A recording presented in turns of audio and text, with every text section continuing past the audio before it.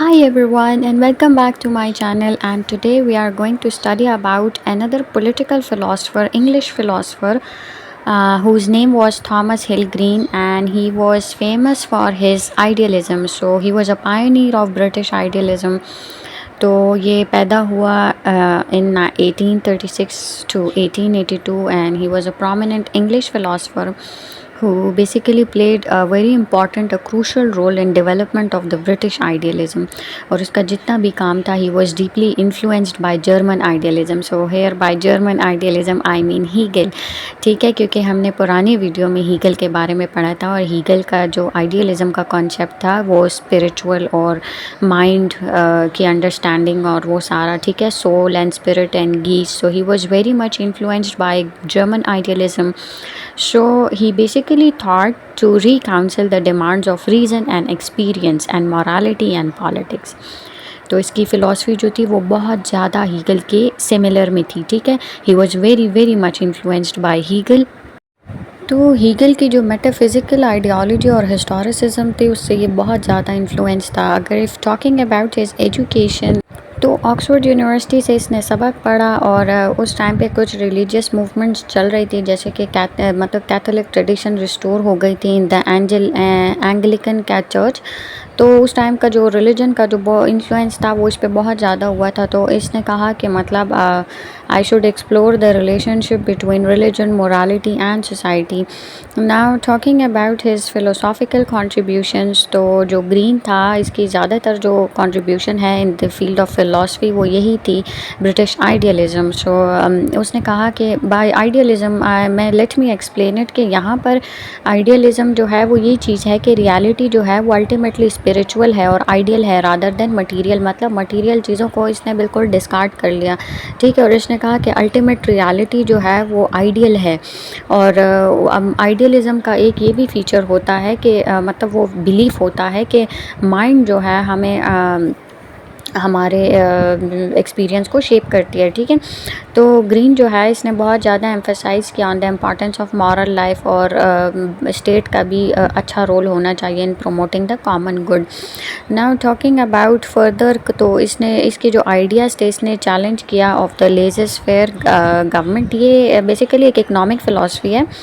यहाँ पे मैं आपको बता दूँ, जिसका जो एडवोकेट करती है कि गवर्नमेंट का लिमिटेड इंटरवेंशन होना चाहिए और मार्केट्स को जो है ओपनली काम करना चाहिए. लेजेस फेयर जो है ये एक फ्रेंच वर्ड है जिसका मतलब है कि लेट इट बी, मतलब let the markets work and operate freely without the strict regulation या कंट्रोल फ्रॉम द गवर्नमेंट. ठीक है, तो इसके जो आइडियाज़ थे उसने इन चीज़ों को चैलेंज किया बहुत ज़्यादा, and he was huge advocate for social liberalism and classical radicalism. अब सोशल लिबरलिज्म जो है ये political ideology, and similarly classical radicalism जो है ये भी पॉलिटिकल आइडियोलॉजी है. तो दोनों के जो पर्सपेक्टिव्स हैं, जो प्रिंसिपल्स हैं या टेनेट्स हैं वो बिल्कुल सिमिलर हैं. ये जो दोनों पॉलिटिकल आइडियोलॉजीज़ हैं ये सोशल जस्टिस की बात करते हैं, सोशल वेलफेयर प्रोग्राम्स की बात करते हैं, प्रोग्रेसिव सोशल पॉलिसी हो गई, जैसे कि इंडिविजुअल लिबर्टी हो गई, डेमोक्रेसी, मतलब इस तरह की चीज़ें जो है, इकोनॉमिक रिफॉर्म्स होने चाहिए, लैंड रिफॉर्म्स और रीडिस्ट्रीब्यूशन ऑफ वेल्थ. ठीक है, तो ये जो है मतलब इंडिविजुअल लिबर्टी और सोशल प्रोग्रेस के ऊपर ही ये बात करते हैं. ठीक है, ग्रीन की फ़िलासफ़ी सारी मतलब बिल्कुल it revolve around these things. ठीक है, यहाँ पर ये अपना माइंड क्लियर कर लो, ये लेक्चर बहुत डिटेल होने वाला है. So just have some patience and we'll begin.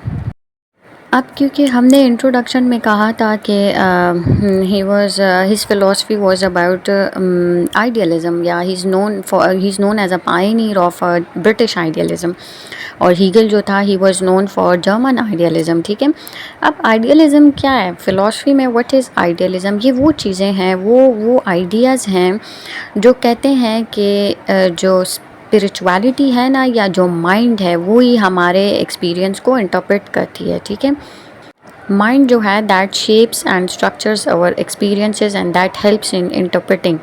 अब माइंड जो है वो भी बिल्कुल एक आइडियल चीज़ है ना, मतलब you can not touch that, ये नॉन मटेरियल चीज़ है. माइंड जो है ना, मतलब there are two sort of things, एक ब्रेन है और एक माइंड है. Mind is untouchable. ठीक है, दैट गिव्स यू थिंकिंग, और ब्रेन जो है एक सॉलिड और मटीरियल चीज़ है. मेटाफिजिकल आइडियलिज्म क्या हो गई कि it asserts that reality is equivalent to mind, spirit and consciousness, मतलब रियलिटी जो है ये पैरेलल है and it is on the same path as mind, spirit and consciousness. ठीक है, जिस तरह आपका माइंड काम कर रहा है वही रियलिटी है। ठीक है, अब एपिस्टेमोलॉजिकल आइडियलिज्म क्या होगा? एपिस्टेमोलॉजी ये मतलब इट इज़ अबाउट नॉलेज। तो नॉलेज कैसे, थॉट प्रोसेस हमारे पास कैसे आता है? इसके दो स्कूल्स ऑफ थॉट हैं, एक एम्पिरिसिज्म है और एक रैशनलिज्म है। रैशनलिज्म कहता है कि हमारे पास जो नॉलेज है वो हमारे पास माइंड के थ्रू आता है, माइंड जो है इंटरप्रेट करता है नॉलेज, या हमारा लॉजिक और इंटेलेक्ट जो है हमें इसमें हेल्प करता है in understanding the world and reality.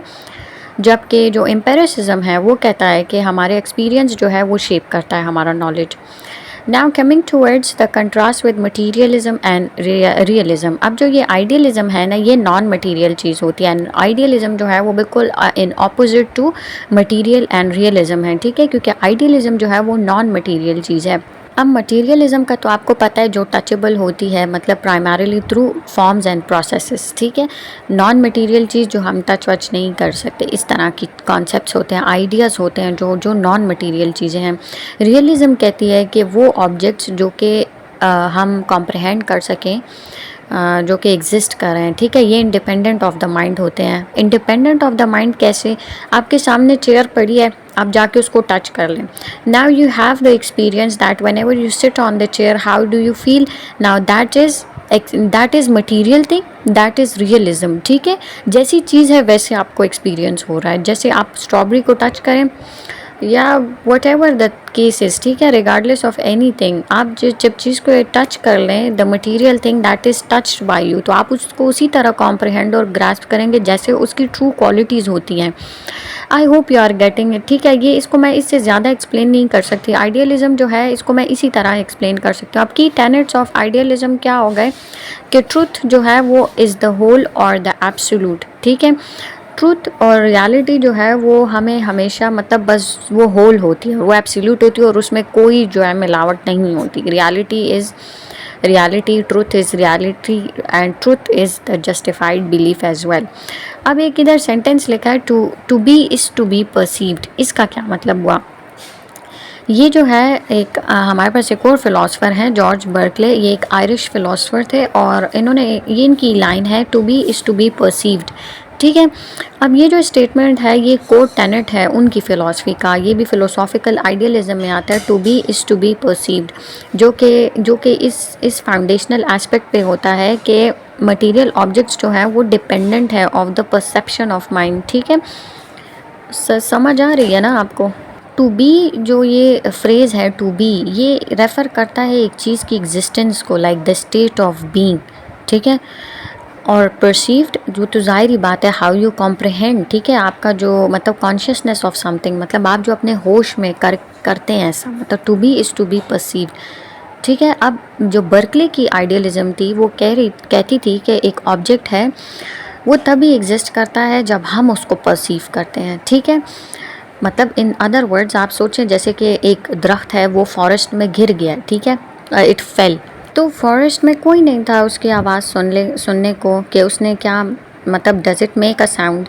तो बर्कले कहता है, मतलब अब यहाँ पे उसके मुताबिक के मतलब जो ट्री की एग्जिस्टेंस थी that was contingent upon its perception, that was dependent, मतलब कंडीशन थी। ठीक है, दरख्त गिरता, कोई सुनता, कोई देखता, तो वो reality as whole and absolute होती। लेकिन किसी ने देखा नहीं, किसी ने आवाज़ नहीं सुनी, तो ना कोई नहीं था उधर परसीव करने के लिए।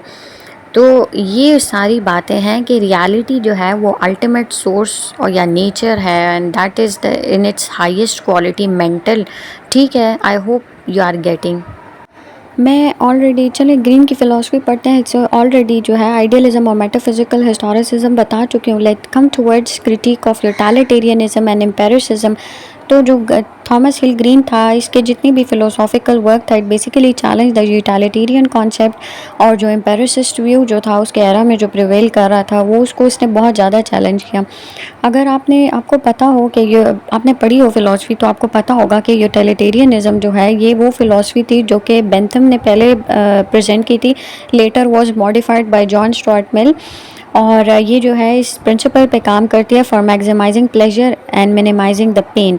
लेकिन वो जो है ना फिर जनरली सबको देखना पड़ता है सोसाइटी में कि maximising pleasure for the whole society, लेकिन if it is inflicting pain upon certain individuals so why not to pursue that. लेकिन जो ग्रीन की फ़िलॉसफी है वो कहते हैं कि इसमें जो है निगलेक्ट किया गया है मॉरल और सोशल वैल्यूज़ को, और इसीलिए ग्रीन की फ़िलॉसफी जो थी वो बहुत ज़्यादा मोरालिटी और एथिक्स के ऊपर बेस्ड थी, क्योंकि वो कहता था अपनी फ़िलॉसफी में कि ह्यूमन जो है ना it should have a pursuit for goodness, मतलब डिज़ायर फॉर गुडनेस। तो ह्यूमन नेचर को बहुत गुड होना चाहिए, दूसरे को भी दर्द नहीं पहुंचाना चाहिए और ख़ुद भी जो है इंसान का बच्चा बन के रहे, ठीक है, मतलब बुरी वैल्यूज़ जो है अपने अंदर से निकाल दे। तो ग्रीन की फ़िलॉसफी ये थी। कमिंग टूवर्ड्स एम्पेरिसिज्म, तो जो एम्पेरिसिज्म का मैं पिछली स्लाइड्स में बता चुकी हूँ, फिर बता रही हूँ कि नॉलेज जो है वो सेंसरी उससे आता है, ठीक है, मतलब एक्सपीरियंस से आता है। नॉलेज जो है हमेशा एम्पेरिसिस्ट स्कूल ऑफ थॉट कहते हैं नॉलेज जो है वो हमें एक्सपीरियंस से आता है, सेंसरी उससे आता है, ठीक है। तो इसके जो फ़िलोसॉफ़िकल फ़िलासफ़र्स थे वो जॉन लॉक, डेविड ह्यूम और भी लोग थे, तो वो कहते थे कि नॉलेज जो है हमारे पास एक्सपीरियंस से आता है, ठीक है। तो ग्रीन ने कहा कि ये तो गलत बात है, एक्सपीरियंस से कैसे आ सकता है, नॉलेज जो है हमारे पास माइंड से आता है एंड और इंटेलेक्ट जो है इट शेप्स नॉलेज। क्योंकि बताती हूँ क्यों, क्योंकि मेटाफिज़िकल डायमेंशंस जो हैं उनको तो हम टच नहीं कर सकते, हम तो उनको सेंस नहीं कर सकते, वो तो एक आइडियल वर्ल्ड है, वो तो एक इननेट चीज़ें हैं, मतलब वो रियलिज़म नॉन मटेरियल, रियलिज़म के ऑपोजिट है, वो नॉन मटेरियल डायमेंशन है। तो हम उसको सिर्फ माइंड के थ्रू अंडरस्टैंड कर सकते हैं, और मतलब ये स्पिरिचुअल चीज़ें हैं, ठीक है, इनको हम रियलिटी में तब महसूस कर सकते हैं क्योंकि हमारा माइंड हमें हेल्प करता है उस वर्ल्ड की अंडरस्टैंडिंग को लेकर, ठीक है। तो वो कहता है कि एम्पेरिसिज्म जो है ये मतलब एक इसने लिमिटेशन प्रोवाइड की कि एम्पेरिसिस्ट स्कूल ऑफ थॉट जो है एक्सपीरियंस के थ्रू हम उन चीज़ों को नहीं कर सकते, रादर देन रैशनल के थ्रू, इंटेलेक्ट के थ्रू, माइंड के थ्रू हम जो है उस चीज़ों को ऑब्ज़र्व कर सकते हैं रियलिटी में। तो ग्रीन जो है he has always advocated for social liberalism and reforms. तो क्या होगा कि मतलब promote well being of the citizens, just society होनी चाहिए, और क्लासिकल रेडिकलिज्म को बहुत ज़्यादा एम्फेसाइज किया है। तो उसके क्या प्रिंसिपल्स होते हैं, इंडिविजुअल राइट्स होती है, इक्वालिटी होती है, सोशल प्रोग्रेस होता है सोसाइटी में, ठीक है। तो इसने पॉजिटिव फ्रीडम को सपोर्ट किया, और जो कि मतलब इसमें एक्सटर्नल कॉन्स्ट्रेंट या गवर्नमेंट इंटरवेंशन या इंटरफेरेंस इतनी ज़्यादा नहीं होती, ठीक है, और एक इंसान जो है अपने फुल पोटेंशियल के साथ ज़िंदगी गुजारे, ठीक है। Common good and the civic duty, तो वही बात है कि इसने एम्फेसाइज किया importance of the common good over individual interest. इसने कहा कि सोसाइटी में जो है कॉमन गुड होना चाहिए और स्टेट का भी बहुत बड़ा रोल होना चाहिए कि लोग कॉमन गुड को मतलब प्रिवेल करे, ठीक है। और कहा कि सिविक ड्यूटी होनी चाहिए इंडिविजुअल्स की to contribute to society and participate in its governance, ठीक है। और बाकी और भी कहा कि ग्रीन का जो विजन था it aimed at harmonising individual liberty और कलेक्टिव रिस्पॉन्सिबिलिटी को एम करना चाहिए, एडवोकेट करना चाहिए, ठीक है। सिटीजन्स को इन चीज़ों में फुली पार्टिसिपेट करना चाहिए। एथिक्स और मोरालिटी का बहुत ज़्यादा जो चंक है वो ग्रीन की फ़िलॉसफी में आपको नज़र आएगा। उसने एथिकल यूनिवर्सलिज्म की बात की है कि मॉरल प्रिंसिपल्स जो हैं वो सब पे अप्लाई होते हैं और वो यूनिवर्सल हैं regardless of their background circumstances, जिस तरह के भी इंडिविजुअल्स हैं। उसने कहा कि जो एथिक्स है ये इंसान की मतलब it is in the recognition of the inherent worth and dignity of every person, ठीक है। हर इंसान जो है he should be the ambassador of ethicalism and morality, ठीक है। कॉन्सेप्ट ऑफ पॉजिटिव लिबर्टी की बात की है।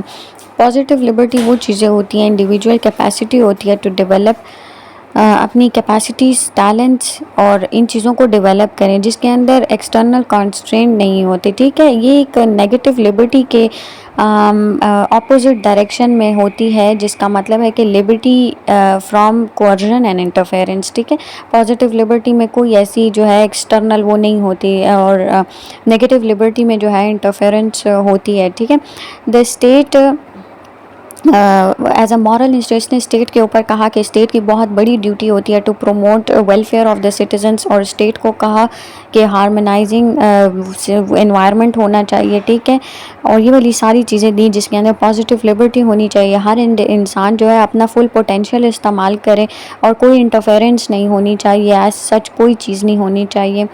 Now coming towards the Green's ideal of the common good, तो ये वही ultimate goal of the political और सोशल लाइफ, कॉमन गुड होना चाहिए, वही वाली बातें हैं। बट क्योंकि ये एजम्पशंस और थ्योरीज हैं ग्रीन की फ़िलासफ़ी की, तो मैंने कहा कि ऐड कर दूँ सारे पॉइंट्स। इम्पॉर्टेंस ऑफ कम्युनिटी की बात की है कि इंडिविजुअल्स जो हैं वो तब तक फुल पोटेंशियल नहीं कर सकते जब आइसोलेशन में हो, ठीक है। एक दूसरे को सपोर्ट करना चाहिए, एक सपोर्टिव कम्युनिटी होनी चाहिए, ठीक है। और स्टेट का बहुत पॉजिटिव रोल जो है स्टेट को बहुत पॉजिटिव रोल अपना प्ले करना चाहिए in fostering a sense of community and promotion of social cohesion. Concept of self की जो बात है ग्रीन की थ्योरी में, that is not a fixed entity, लेकिन डायनामिक और कॉन्स्टेंटली चेंजिंग चीज़ है, ठीक है, जो कि सोशल और कल्चरल इन्फ्लुएंस से शेप होती है। इसने कहा कि इंडिविजुअल्स जो हैं वो सेल्फ रियलाइजेशन पे काम करें और डेवलपमेंट उन अपनी ओन अपने अंदर के पोटेंशियल और कैपेसिटीज़ को इवॉल्व करें। ये एक डायनामिक प्रोसेस है और इवेंचुअली स्लोली एंड ग्रेजुअली ये कंस्ट्रक्ट होता है, ठीक है। एथिक्स ऑफ रिस्पॉन्सिबिलिटी, ग्रीन ने कहा कि हर इंडिविजुअल की रिस्पॉन्सिबिलिटी है in the ethical decision making. हर इंसान को जो है हर इंसान की मॉरल एब्लिगेशन है कि अच्छे एक्शंस प्रमोट करें और मतलब work towards the common good. Role of education के बारे में ग्रीन ने कहा है कि एजुकेशन बहुत ज़्यादा इंपॉर्टेंट है हर इंसान के लिए और एक अच्छी सोसाइटी बनाने के लिए। उसने कहा कि एजुकेशन जो है वो प्रमोट करती है the growth of positive liberty, ठीक है। क्रिटिक ऑफ यूटिलिटेरियनिज्म, अच्छा ये दोबारा आ गया इधर, I am really sorry for that. अच्छा यहाँ पे मैंने आप लोगों के लिए मतलब पूरे स्लाइड्स फिल किया ना, तो ये इसीलिए भी मैं अपने यूट्यूब पर ये चीज़ें डालती हूँ। So if any person who is preparing for presentation या असाइनमेंट या कुछ भी, तो you can just directly copy it from here, ठीक है। तो आपको एक्स्ट्रा मेहनत करने की ज़रूरत नहीं है, वरना मैं तो सिर्फ हेडिंग्स भी लिख सकती थी और उसको भी एक्सप्लेन कर सकती थी, but I do it for you people. अब इन पॉइंट्स को पढ़ते हैं। तो ये ग्रीन की जो फिलॉसफी है, that was a critic of individualism. Individualism वो फिलोसॉफिकल स्कूल ऑफ थॉट है जो कहता है कि हर इंसान अपना ओन इंटरेस्ट परसू करे, ठीक है। मतलब इंडिविजुअल, हर इंसान अपने बारे में सोचे, सेल्फ इंटरेस्ट और सेल्फ सेंट्रिसिज्म में होता है इसके अंदर। तो ग्रीन ने कहा कि ऐसी सोसाइटी फिर बिल्कुल भी वेलफेयर नहीं होगी जिसके अंदर हर इंसान सिर्फ अपना सोचे, अपने बारे में सोचे, ठीक है। तो role of government in promoting the common good, government का बहुत ज़्यादा रोल होता है, ठीक है, सोसाइटी को अच्छा बनाने में, पॉजिटिव बनाने में, and to promote the welfare of citizen and development of the community. और सिग्निफिकेंस ऑफ रीज़न, जो हाँ इसके अंदर रीज़न मतलब रैशनलिस्ट स्कूल ऑफ थॉट है, ठीक है। तो वो कहता है कि रीज़न जो है वो एक बहुत इंपॉर्टेंट फैक्टर है in the ethical and political decision making, ठीक है। उसने ये भी कहा है कि इंडिविजुअल्स जो है अपना रीज़न यूज़ करें, दिमाग यूज़ करें to arrive at the moral truths and to make decision that promote the common good, ठीक है। रीज़न के ऊपर इसका बहुत ज़्यादा एम्फेसिस था क्योंकि ग्रीन जो है बहुत ज़्यादा हीगल और जर्मन आइडियलिज्म से मतलब इम्प्रेस था और इन्फ्लुएंस था। तो डिफरेंट पॉइंट ऑफ व्यूज़ पढ़ते हैं between Immanuel Kant, Friedrich Hegel और Thomas Hill ग्रीन। तो लिबर्टी के ऊपर जो है कैंट सिर्फ वो फिलोसफर था जिस इन तीनों के अंदर कैंट वो फिलोसफर था जिसने नेगेटिव लिबर्टी की बात की, ठीक है, जिसके अंदर एक्सटर्नल इंटरफेरेंस होती है। जबकि हीगल और ग्रीन ने कहा पॉजिटिव लिबर्टी की बात की और कहा कि हर इंसान को अपना फुल पोटेंशियल इस्तेमाल करना चाहिए जिसके अंदर कोई इंटरफेरेंस नहीं होती। Now coming towards the concept of self, तो कैंट ने कहा कि ये एक फिक्स्ड एंटिटी होती है जो कि रीज़न और मॉरल प्रिंसिपल्स से काम करती है। हीगल ने कहा कि ये एक प्रोडक्ट ऑफ हिस्टोरिकल डेवलपमेंट है जिसके अंदर कल्चरल और सोशल इन्फ्लुएंसेस होते हैं। इस तरह ही सेल्फ डेवलप होता है, मतलब इंसान का जो सेल्फ रियलाइजेशन है। और थॉमस हिल ग्रीन ने कहा है कि हीगल का ही व्यू माना है, लेकिन कहा कि ये इंडिविजुअल ये कंटिन्यूसली ये एक डायनामिक प्रोसेस है जो कि ओवर द टाइम पीरियड जो है इन्फ्लुएंस होता है और शेप होता है, ठीक है। मॉरल डेवलपमेंट और सेल्फ रियलाइजेशन जो है वो आहिस्ता आहिस्ता चेंज होती रहती है, इवॉल्व होती रहती है to its fullest. Now coming towards the concept of ethics, so comparing the different point of views of Kant, Hegel and Green, तो Kant का और Green का जो ethical universalism का concept था वो बिल्कुल similar था। Kant ने तो categorical imperatives की बात की थी ना, आप मेरी previous वीडियो में जाके देखें तो आपको समझ आएगी कि what is categorical imperatives। यहाँ पे फिर बता रही हूँ कि उसने कहा कि इंडिविजुअल्स जो हैं इस तरह हरकत करें that they should always treat others as end in themselves, ठीक है, मतलब कि कल को उनके उनके ऊपर बुरी पोजीशन आए तो मतलब उनकी भी कोई मदद करे। They should act in a way that they become will to the universal law, ठीक है। हीगल जो है वो collective spirit of the society की बात करता है कि ठीक है एज अ होल सोसाइटी में जो है एथिक्स होनी चाहिए।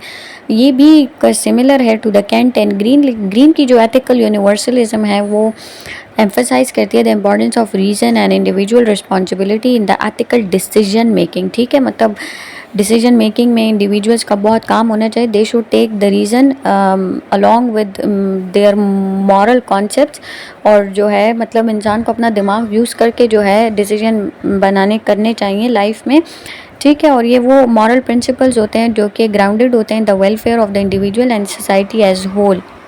अब इन तीनों की आइडियलिज्म को कंपेयर करते हैं तो कैंट जो था वो एक सब्जेक्टिव आइडियलिस्ट था, ठीक है, जिसके अंदर उसने कहा कि रियलिटी जो हमें पता चलती है वो एक्सपीरियंस होती है by the structures of our own consciousness, ठीक है। तो माइंड की बात कर ली इसने भी कि माइंड जो है ऑर्गेनाइज करता है और इंटरप्रेट करता है उस इंफॉर्मेशन को जो कि हम हमारे सेंसेस से डिराइव करते हैं, ठीक है। कैंट का जो है ये मिडल वो था, मतलब both reason and experience, but reason has an upper hand over experience, ठीक है। हीगल की जो आइडियलिज्म थी वो उसने डायलेक्टिक में समझाई थी कि ये एक एवोल्यूशन ऑफ आइडियाज़ होता है और फिर जो है उसमें कॉन्ट्रडिक्शन होती है, फिर कॉन्फ्लिक्ट्स होते हैं, फिर इवेंचुअली एक सोल्यूशन बनता है और उसका फिर थीसिस एंटी थीसिस बनता है, ठीक है। और इसी तरह इंसान के अंदर जो है मतलब ये ही वॉज स्पेक्यूलेटिव आइडियलिस्ट, ठीक है, मतलब a person is very speculative, ठीक है। तो मतलब एक आइडिया को नहीं एक्सेप्ट करता तो दूसरा इमर्ज होता है, अपोजिंग आइडिया आता है और इसी तरह एवोल्यूशन ऑफ आइडियाज़ होती हैं, ठीक है। हीगल की आइडियलिज्म ये थी और माइंड जो है फिर उसको कैसे शेप करता है it depends upon the individual. फिर ग्रीन की जो आइडियलिज्म है वो मॉरल आइडियलिस्ट है और इसने तो बस मोरालिटी और एथिक्स की बात की है कि एथिकल वैल्यूज़ होनी चाहिए, हर इंसान को ये रियलाइजेशन होनी चाहिए, ठीक है। और रोल ऑफ स्टेट और सोसाइटी की बात की है कि वो कंडीशन होनी चाहिए कि इंसान जो है हर इंडिविजुअल जो है अपनी मॉरल कैपेसिटी और कैपेबिलिटीज़ को फुल पोटेंशियल में जो है डेवलप करे। ये लास्ट स्लाइड मैंने डिटेल में ऐड किया about negative liberty and positive liberty, इसको आप लोग खुद पढ़ लें, मैं ऑलरेडी इसको समझा चुकी हूँ। ये ग्रीन की फ़िलॉसफी का बहुत बड़ा एस्पेक्ट है। नेगेटिव लिबर्टी और पॉजिटिव लिबर्टी का एक कंपैरिजन भी आपको समझ आ जाएगा और इसको ज़ोर ध्यान से पढ़ लो, ठीक है। ये बहुत इंपॉर्टेंट चीज़ है, आपको पता होनी चाहिए। जब आप हर एक फ़िलासफ़र को पढ़ते हैं तो आपको पता होनी चाहिए कि उसका क्या व्यू है मॉरल्स के ऊपर, एथिक्स के ऊपर, लिबर्टी के ऊपर, एजुकेशन के ऊपर, हर चीज़ के ऊपर, ठीक है। So we came to the concluding portion. So thanks for watching. I hope it was helpful. So like, subscribe and like this video and subscribe to my channel and share it as well.